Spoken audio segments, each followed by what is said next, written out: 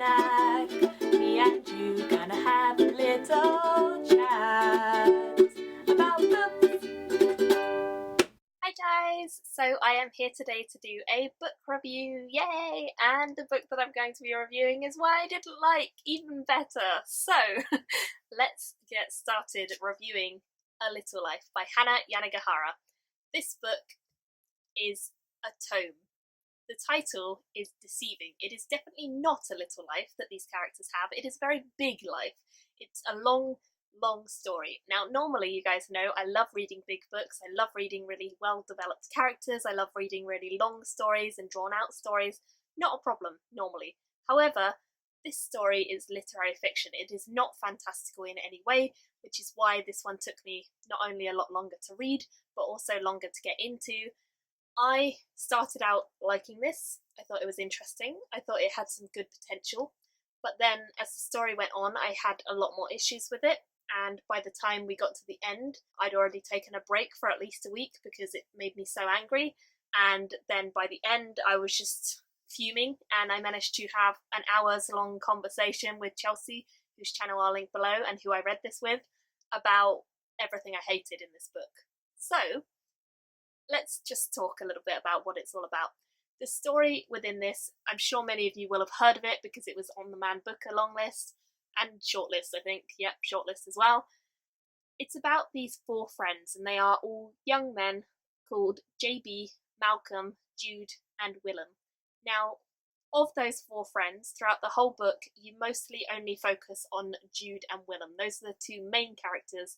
Although it does pitch itself as a book with four main characters, those are the definite two main characters, not four. I like the idea behind this because it focuses a lot on male friendships, which is not something I've read an awful lot of, and definitely not something I've read an awful lot of that's been done well. I liked that it was that focus, and I liked that Hanya Yanigahara had some really good ideas about what a male friendship might be like in the beginning. However, as you go further through this story, you find out a lot more about the past of Jude, who is our main character really, and he has had a horrible past, an absolutely horrible one. I will say, if you are someone who is going to get upset by self-harm or by rape, there's a lot of that in this book, unfortunately, and although none of it is hugely explicit except the self-harm, it is in there, so just be aware that that is something that the book has in it. And it's maybe not something you want to read if you've ever dealt with self-harm or if you have a person in your life who has dealt with it, because I have someone in my life who has dealt with self-harm and suicide, and unfortunately this book was such a poor representation of reality that I found myself not getting upset by it, but getting incredibly angry at the way Hanya Yanigahara decided to portray her characters in these situations. So I will say it's not a good representation of self-harm or depression or dealing with grief or dealing with rape or dealing with post-traumatic stress. I don't think any of it is dealt with very well, either by the character who's going through it or by the friendships of the people around him and the way that they act. I will say this book has potential. It covers a lot of themes that I think were good ideas to include, and had they been done well, it might have been a really fantastic story.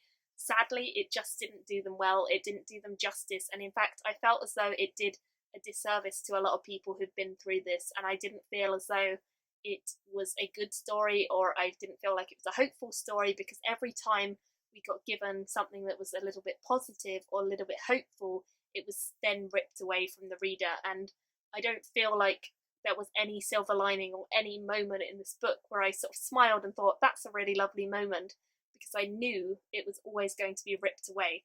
Now, from what I've heard, Hanya Yanigahara did fully intend for this book to be shocking, and she fully intended for this book to be kind of outrageous. The main character goes through an awful lot that I don't think most people in reality would ever have to go through.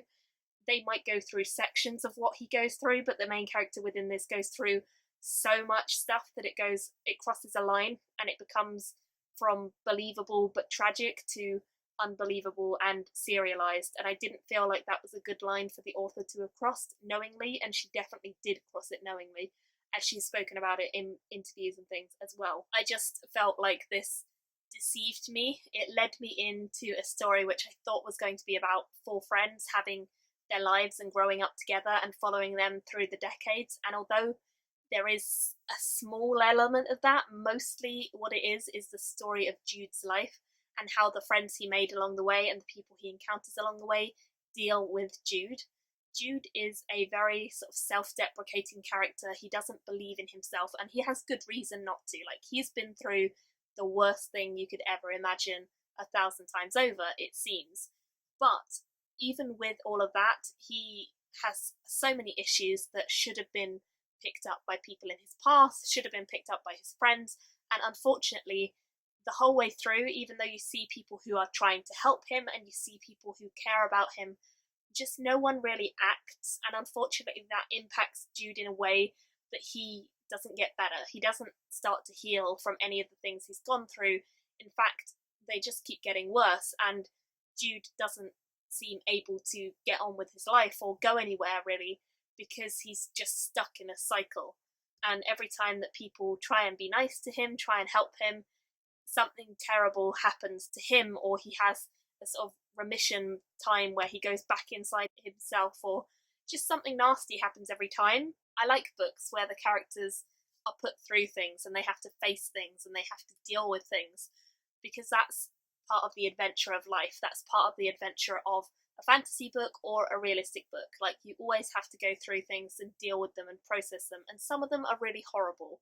But what I didn't believe was that Jude never had a good time in this. Like, very, very rarely did Jude have any good times in his life.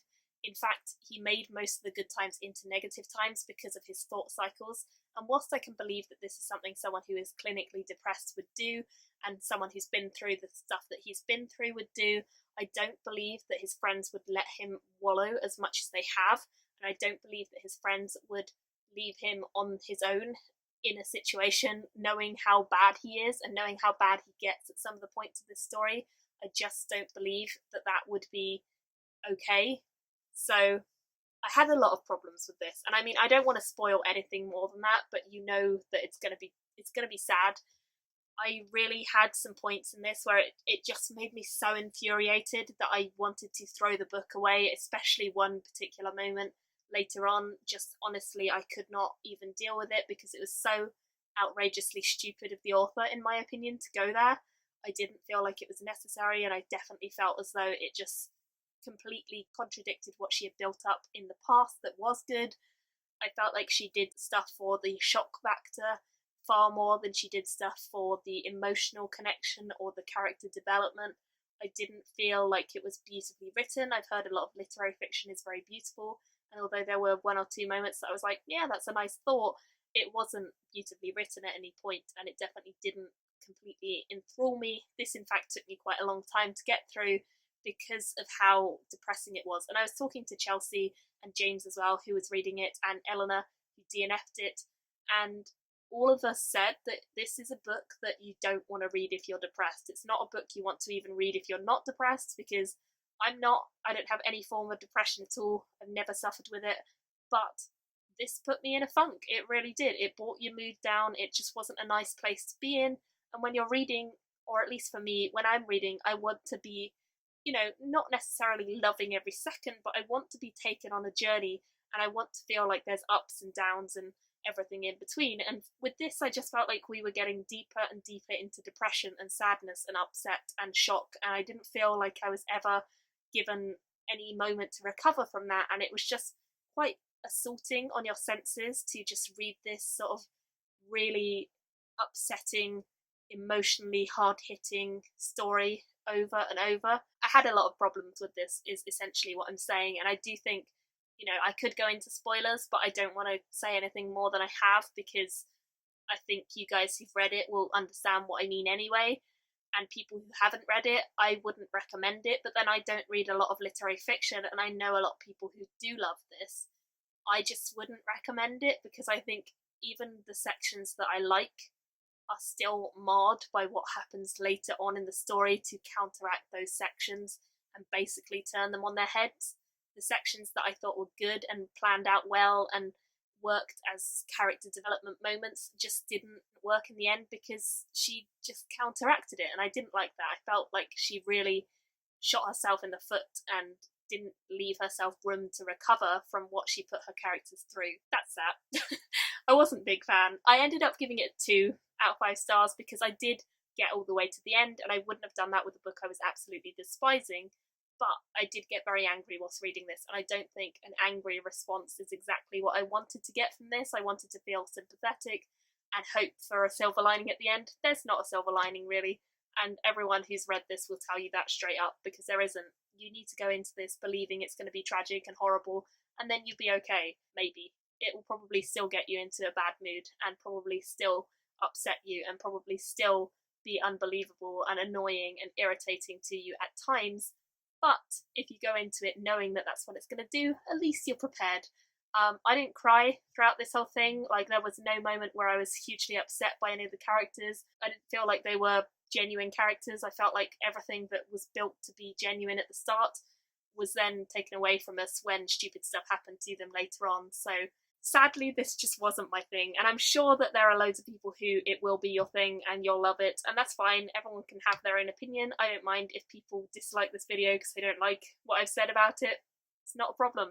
But unfortunately for me, it didn't work, and I wasn't a fan, and I don't think I'll be reading any more of Hanya Yanigahara's work in the future, but I'm sure she won't mind me saying that. That is my review of A Little Life. I'd love to hear what you thought. If you did enjoy it, I'm glad you did, and I'm glad you got more out of it than I did, but unfortunately not my thing.